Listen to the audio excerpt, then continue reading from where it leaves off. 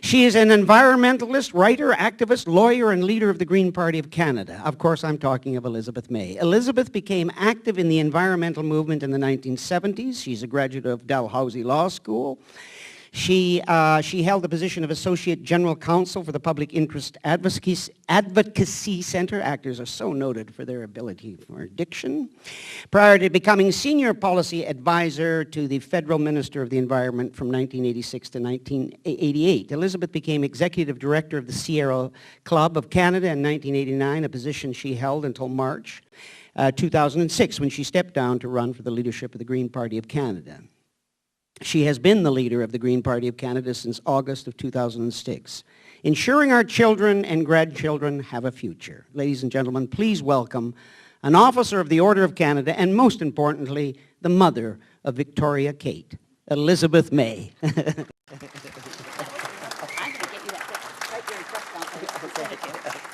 What an honor to be introduced by Eric Peterson. I can't wait for his new series, Corner Solar. I'm just all excited. I know, it's a slow one there. Okay, that's the next one. Well, I'm really thrilled to be here with you, and I want to thank the Older Canadians Network for all the work you have been doing and continue to do for social justice.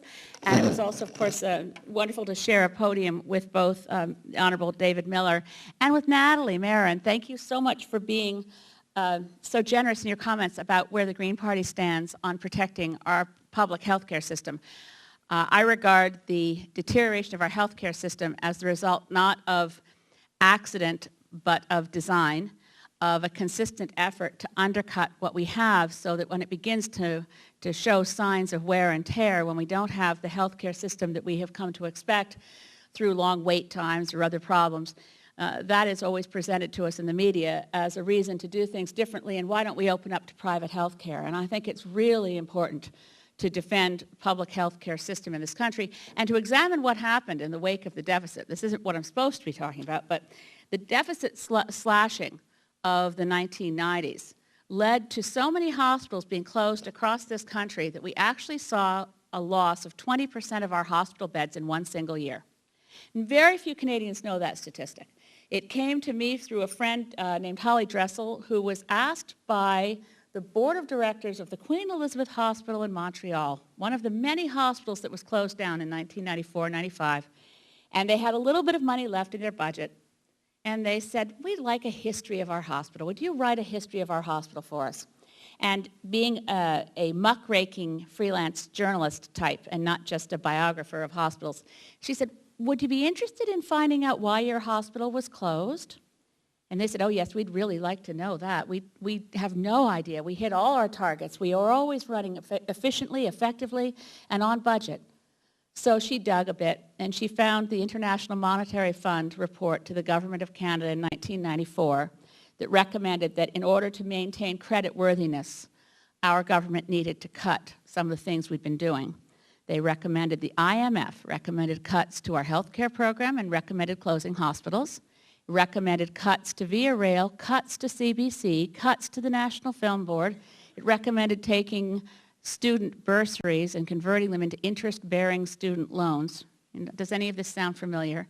So we lost 20% of our hospital beds in 1 year, and the World Health Organization has actually done a study of Canada because we're the only country in the industrialized world that savaged our healthcare system in the interests of saving money. And the World Health Organization study proves that we didn't save money. Proves that what happens when you can't get to the hospital bed when you need to, that something that was treatable becomes catastrophic, hospital times are lengthened, the kinds of care and treatment and on per patient goes up. So we've learned, I hope, a lesson, but since this story is never told, oh, by the way, Holly's book is available from Queen's McGill University Press, and it's called Who Killed the Queen? So if you want to dig into those stats, go get the book, have a look, and tell that story, because we are facing another deficit. We're facing another time of deficit slicing and dicing and slashing, and we're facing a time where, as Natalie said, most politicians are afraid to say, if we want to maintain our quality of life and the services that matter in our communities, we have to tax. It's a good question what we tax and where we tax, but we need to collect taxes. And to have a prime minister who says there's no such thing as a good tax is to have someone who is a libertarian and not someone who understands the function and the role and the indispensable function of government in doing the things that we can't all do individually for each other, but we can do collectively for each other. And that's where we stand as a party. I am going to talk about, as you can imagine, and the title, Ensuring Our Children and Grandchildren Have a Future. I should mention I have 1 daughter, 3 stepkids, and 7 grandchildren. So I'm very conscious as I look at my youngest granddaughter who just turned 2, of all the target years we talk about in the climate debates and how old she'll be then. The youth of this world have mobilized around the climate issue and show up at the UN meetings. At one negotiation about a year ago in Bonn, they'd made T-shirts because the year 2050 is the deadline for the negotiations in UN targets. Where will we be? How much greenhouse gas will we have reduced by 2050? And all the young people from around the world showed up with T-shirts that said, how old will you be in 2050? Because the room was full of the negotiators who would have, slipped off this mortal coil sometime before what our kids inherit, what our grandchildren live through. And unless we make dramatic changes, it won't be livable. So ensuring our children and grandchildren have a future is not a hyperbolic title. It is literal. To ensure our children and grandchildren have a future, we need actions in the very near term directly related to how we use energy. This country has no cultural policy, none at all.